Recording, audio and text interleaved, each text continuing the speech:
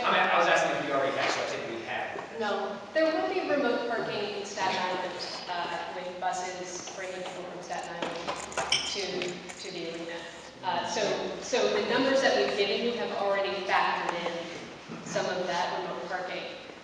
There also will be remote parking at a few locations that are a little bit in Brooklyn, but a little bit further away from the arena. For instance, Long Island College Hospital has a large parking lot. Forest City Rec will have a program where people will be parking there. They'll have a shuttle bus that will come to the arena. Several transportation planners who responded to the EIS, who were not working for Forest City Rec, responded independently or who were hired on behalf of the community to provide an independent response to that, have felt that those efforts will not be as successful as Forest City Rec portrays them to be. Yeah, and I would just add that the two parts of your question. One, the public safety concerns that you raise are legitimate ones, and I think there's been some dialogue amongst the elected officials with Commissioner Kelly and the NYPD about providing for an appropriate level of police presence in and around game night or event night, which, as has been indicated on the screen, could be as many as 225 events in and around two police precincts, the 77th and the 88th, that are already strained in terms of the presence of officers. So that's certainly something that we'll have to continue to engage Commissioner Kelly and the NYPD on. With respect to the transportation issues, we have had some conversations with the MTA, both as it relates to dealing with the concern that their own studies have already shown that many of the subways that empty out or pass through Atlantic Avenue are already near or at capacity, absent the presence of as many as 18,000 additional people attending an event, or thousands, or at least hundreds initially, then possibly thousands to the extent that residential buildings ultimately come up. And so we're going to have to continue to press the MTA.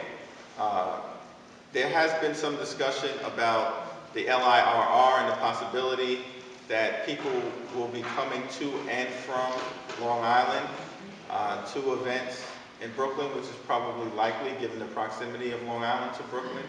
So utilizing the LIRR, they've already committed to additional service on event nights, similar to what they do in and around games at Citi Field or games at Madison Square Garden around the Rangers or the Knicks. That still wouldn't be enough, but it will be helpful. And there have been conversations about the possible utilization of ferries that can take people from Staten Island to Brooklyn, and then the provision of a shuttle bus service and a similar dynamic from Manhattan to Brooklyn, and then utilization of a shuttle bus service. So many of these things are on the table, but we're going to have to continue. The closer that we get to the reality of an arena coming up out of the ground, to press them into a certainty. I just want to add to that also that 6 months after the arena opens, Forest City Rec is required by the PHNDC to do a demand management study, to do a traffic study. I believe that Prospect Heights Community Development Council believes that our elected officials and the community needs to be involved in the scope of that study, and we need to see the results. We haven't been involved in any had input into any of the previous traffic studies. What are the questions for that? How would the parking permits affect all our foreign visitors on Labor Day? On Labor Day? Oh, the parade? Yeah, I can move my car. Well, I don't move my car on Labor Day, either that or I leave. But there's a lot of people from Canada that park in our neighborhood on Labor Day. Did you say from Canada? You said from Canada? Yeah, oh yeah, tremendous number. Around a lot of huge people. I didn't. Oh yeah. I mean, during the Caribbean Day Parade, I mean, we get visitors from all over the globe. And the reality is that right now, the residential parking permits proposal is just limited to game night. Whether or not we expand that to Labor Day and other holidays remains to be seen. And our attempt in promoting residential parking, yes, is to deal with the impacts of the arena. everyone would like to have parking. Is it really just game night or is it event night? Event night, thank you, event night. Yes, Joanne has a question. I was going to say also, none of the discussion around residential parking permits would have those regulations in effect. For example, you have a legal holiday and there's no alternate side and other regulations are suspended anyway. So for the most part, something like Labor Day, for example, wouldn't be affected by that.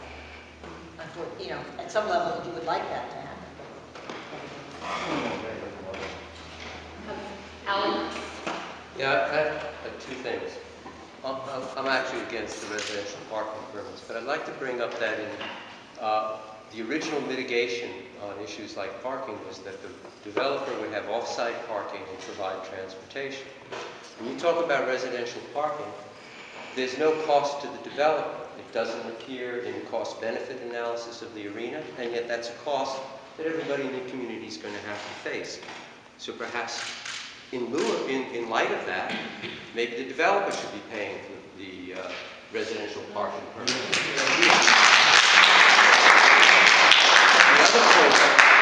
The other point I wanted to make is I find it very disturbing that everybody talks about 1,100 parking spaces in this one lot when they ignore the fact that Forest City Radnor has said they will have a commercial parking company, run the operation 24/7, and that means every single space can be used more than once.